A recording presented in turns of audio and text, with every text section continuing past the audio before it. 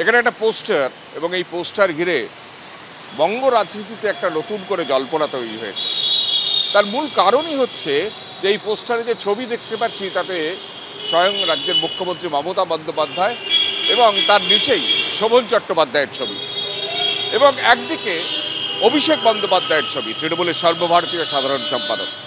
এবং এই পোস্টার দেওয়া হয়েছে বেহালা ফোরাম এবং বেহালা নাগরিক মঞ্চের তরফে।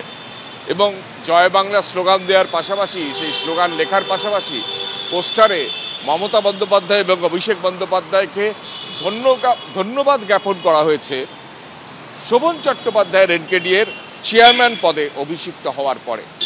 এই পোস্টার যেখানে ফেলা হয়েছে সেই এলাকাটা বেহালা পশ্চিম এলাকা, অর্থাৎ সেখানকার বিধায়ক রাজ্যের প্রাক্তন শিক্ষামন্ত্রী পার্থ চট্টোপাধ্যায়, তিনি আপাতত জেলে। তাহলে কি নতুন সমীকরণ তৈরি হচ্ছে বেহালার রাজনীতিতে?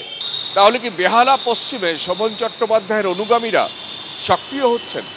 এই পোস্টার সেই একাধিক জল্পনার জন্ম দিচ্ছে।